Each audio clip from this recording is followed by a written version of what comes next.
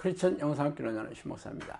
오늘은 죄를 지적하고 회개를 촉구하지 않는 목사들은 죄다 가짜이다 라는 점을 한번 생각해 볼게요. 어떤 분이 이런 제 동영상 댓글에 이렇게 글을 올렸더라고요.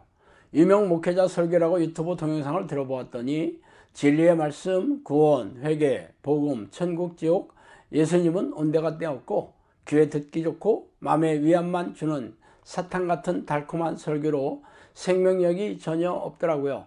그런데 이런 유튜브 채널에 몇십만 명씩 구독자가 있다는 게 더 믿기지 않네요. 이렇게 써서 댓글로 올려놓았더라고요.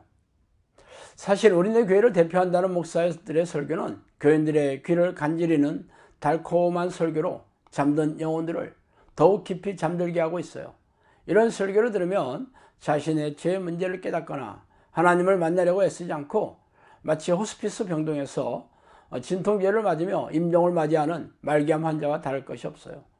문제는 그런 목사들이 교인들의 취향을 받으며 인기를 독차지하고 있다는 것이죠. 이는 미혹경에 사로잡힌 우리네 교회의 실체를 적나라하게 보여주고 있는 것이에요.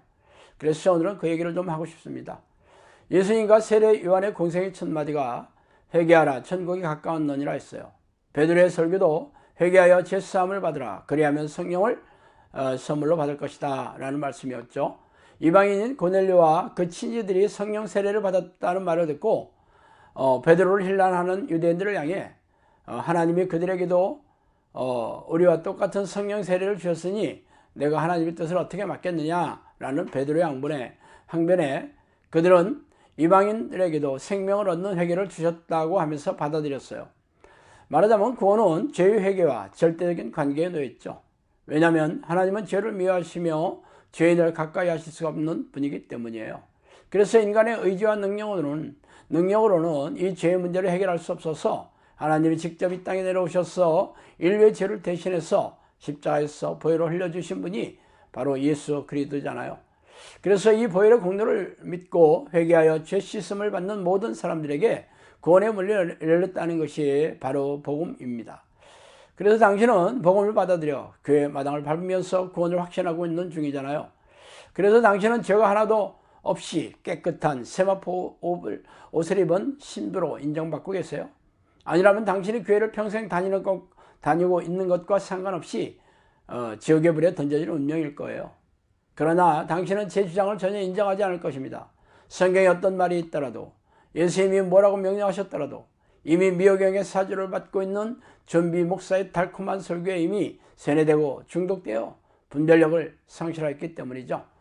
너희가 죄와 싸우되 아직 피 흘리기까지 대항하지 아니하고 히브리서 12장 4절이죠.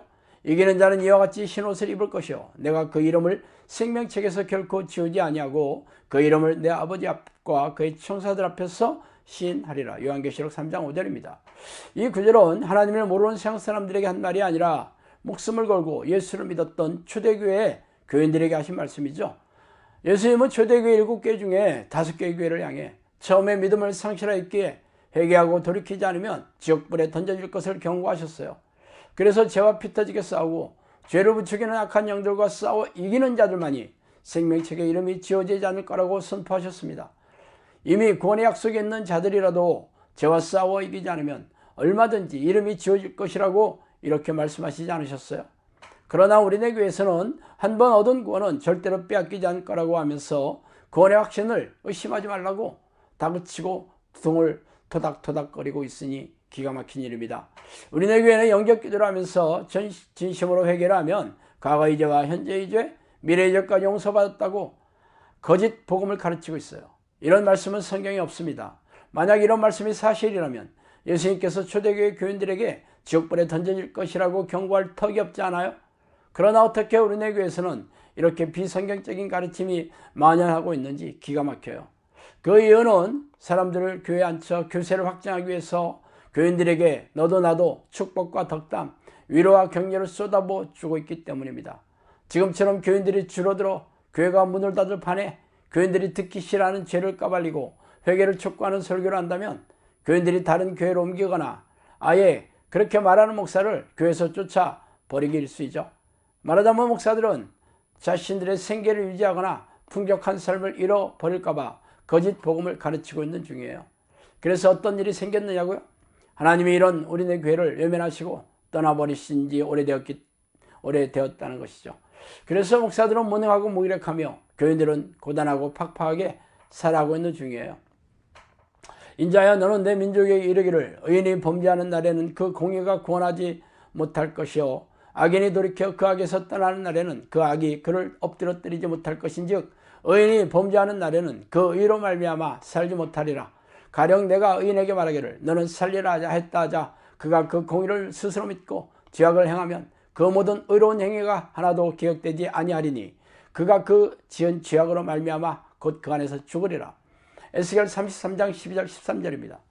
여호와께서 이르시되 가서 이 백성들에게 이르기를 너희가 듣기는 들어도 깨닫지 못할 것이요 보기는 보아도 알지 못하리라 하여 이 백성들의 마음을 둔하게 하며 그들의 귀가 막히고 그들의 눈이 감기게 하라. 염려하건대 그들의 눈으로 보고 귀로 듣고 마음으로 깨닫고 다시 돌아와 고침을 받을까 하노라 하시기로 내가 이르되 주여 어느 때까지이니까 하였더니 주께서 대답하시되 성읍들이 황폐하여 주민이 없으며 가옥들에는 사람들이 없고 이 토지는 황폐하게 되며 여호와께서 사람들을 몰려 옮기셔서 이 땅 가운데 황폐한 곳이 많을 때까지이니라.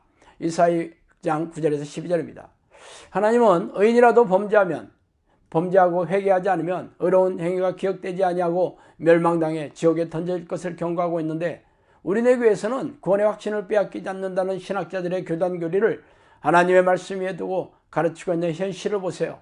이는 하나님께서 죄를 심상하게 여기고 하나님의 말씀을 멸시하고 경멸하는 우리네 목사와 교인들의 귀를 막고 눈을 감기게 하여 마음을 못이게 하였기 때문입니다. 그렇다면 우리네 교인들의 운명이 어떻게 될지 불보듯 화난 일이죠. 참으로 두렵고 떨리는 일입니다. 자, 오늘은 여기까지 하겠습니다. 감사합니다.